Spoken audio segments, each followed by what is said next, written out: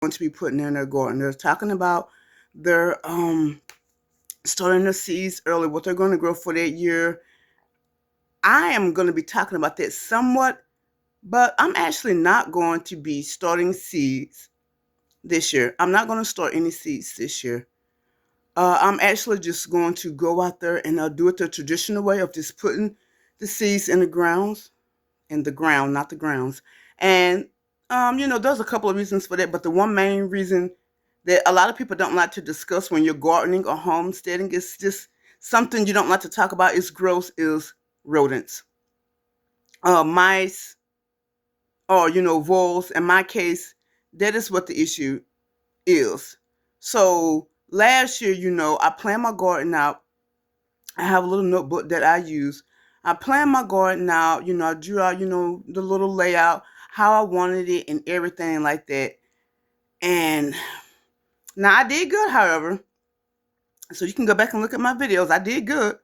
But however, I had so many problems, voles and mice. I mean, for as much as I was getting in, they were also eating. I finally grew sweet potatoes last year and it was successful.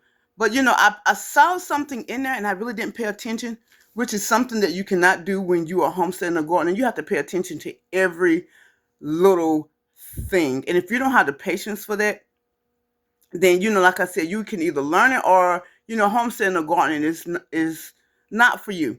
Now, I'm not trying to discourage anyone from gardening or homesteading, because with the climate that we're in this world, you certainly need to be doing that if you can. What I'm saying is that like I said, it has to be something desire that you want to do, which is something that I do like to do. But yeah, planted sweet potatoes last year for the first time, voles. So I noticed a hole in the bed, and I'm like, didn't really pay attention to it. Came back out, the hole had gotten 10 times bigger, and voila, a vole got in there and never could catch the thing. However many traps we put in, couldn't catch it. Ate all my sweet potatoes, just demolished my sweet potato crop. Even the little ones that were starting, the little tubers that were starting, ate that too. Wiped out half of my tomatoes. So the tomatoes were coming in strong. I still got a good tomato crop. I was even able to save some of the green ones to slice and put up for fried green tomatoes. However, still got into my tomato crop. So literally at this point, every last single bed I have out there has a mouse hole in it, has where voles or mice has gotten into it. So we are going to rectify that this year. He's going to put metal sheet up over it. However, we're not going to do that until the spring, which, that's one of the other reasons why I'm not starting the garden early either. I don't want to have all my, seedlings ready and then I can't plant them out because we're still amending the beds, which was supposed to be done last year. Another reason why I'm not starting my seeds early is my greenhouses. I'm going to have to replace that, because guess what? If you get voles and mice in your garden, guess what? They're going to get in your greenhouse too. There were a couple of things that went wrong with that, with the way he built it, that they could just get in. So they wiped out half of my flower seeds, which is so disappointing, because now this year I'm going to have to go back and replace all those seeds. I have found a lot of sunflower seeds that I didn't really normally see that I wanted to plant gone. So they love sunflower seeds. So yeah. If you have enough of space, you might want to not plant your sunflower seeds as close, but they love sunflower seeds. I mean, they wiped out the sunflower seeds, just took all my seeds out. I was having a lot of problem with the greenhouses. So what I'm going to do this year is it's going to be a little costly, but I'm going to do it anyway. Is I'm going to get a cedar greenhouse. I'm going to invest in a cedar greenhouse because cedar is more expensive. However, it is bud resistant and it is rot resistant. So I'm going to get that. So I'm going to start looking at some today because we are on January the 10th. And like I said, I haven't made any garden plans because I have to go out and fix all these problems that I had last year. The greenhouse had ventilation problems. Mice was getting in. So, like I said, my seedlings weren't even coming up anyway. Now, the ironic thing is that I've always started my seeds indoors before I even got any greenhouses. And I never had a problem. When I started my seeds indoors, I never had a problem. As soon as I started my seeds outside, the germination rate was just low. It was taking forever. I just don't think they were getting everything. The greenhouses just wasn't doing what they were supposed to be doing.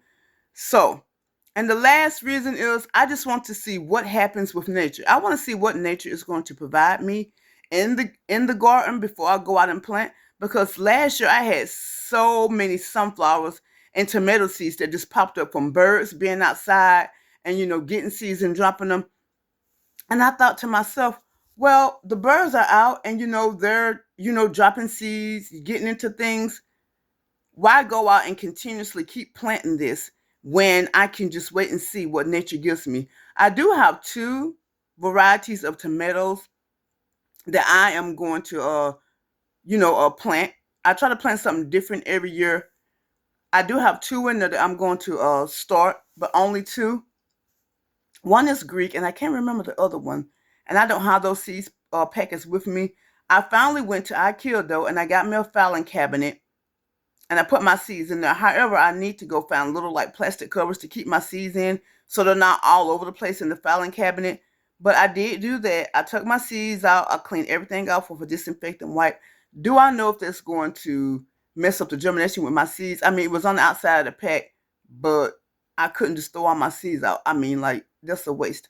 So I sanitized everything, wiped everything down, and they are now in a filing cabinet. But as I said, people don't like to talk about that with gardening and homesteading. Hey, I mean, I've seen some people talk about it, but I don't think it's very popular in the homesteading and gardening community to talk about, hey, there's mice or rodents in my garden, because people are going to think, ew, well, then you must have, no, you can safeguard your home and you can safeguard your garden as well. Just like a lot of people just don't really think to do it, especially with the wooden beds.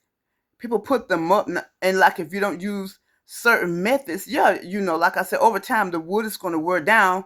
That's going to make it easier for the mice to chew through and then get into your garden. So I did not do that this year. I normally start with my little planner book here. I normally start with this, and you can see how it looks. Gives you the topic, date, and I like this. It's not sectioned off, but I'm fine with it. And you can see what I wrote in here in the past. And then these are just like little clips I take out of magazines, and I say them. They give tips and everything. And I don't see any of my sketches from last year. Like, here's a sketch for an idea that I had that I wanted to do that I didn't do. But yeah, I usually go through in this book and write down what I'm gonna do. Here's another example. I'll just do a little rough draft of what I want to do and go from there. But due to the promise last year, I'm not doing that. However, this is what I'm going to be doing. So I put down fabric cloth, and I just want my garden to kind of be wild. I am going to be doing perennials. But like I said, so if you say, well, that's seed starting, no, this is going to be direct sow. Everything I have here, I'm going to direct sow it. So I have a wildflower mix that I'm going to put out. And this is one too, but it's a hummingbird mix. And this does say annual, so I don't know why I grabbed this. I still might plant it, but my path this year is going to be more perennial, just so I don't have to go out every single year and plant something. Like, I don't want to be planting flowers every single year. Then we have snow peas. I'm still going to be planting herbs.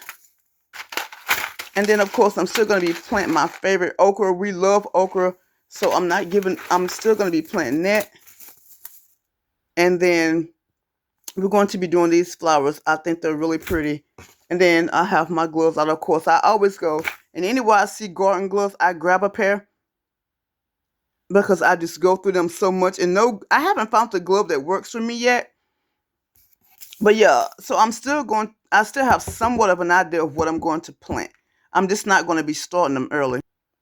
So like I said, I still have a concept of what I'm doing. I'm just not going to be starting any seeds, especially with the tomatoes, because like I said, nature is doing its job, and I really want to see how many tomato plants are going to pop up this year. And whatever they pop up, I'm just going to take them up and replant them where I want them. So I don't, like I said, they can work a lot too. And they can also save on your seeds. Oh, excuse me. But yeah, guys, basically, like, I'm really going to just like kind of like be starting over. And I already have like a lot of raised bed soil that I got on discount from Home Depot last year. I got it for like, at first it was like $4 a bag, and then it dropped down to $2 a bag. So I'm prepared on that. And I did discuss that at the end of the year, it is a good idea to go to your, whichever one you go to, Home Depot or Lowe's. I don't go to Lowe's for personal reasons. But go there and try to get their discounted soil, because a lot of big chain stores don't even offer discounted soil anymore. So yeah, guys, that's it. My garden plan this year is nothing. I'm just gonna let it be wild and free. I'm not gonna start any seeds. I'm just gonna go out and direct sow, and then I'm gonna see what nature gives me, because I have a lot of things that's gonna be under new construction this year that just need to be redone.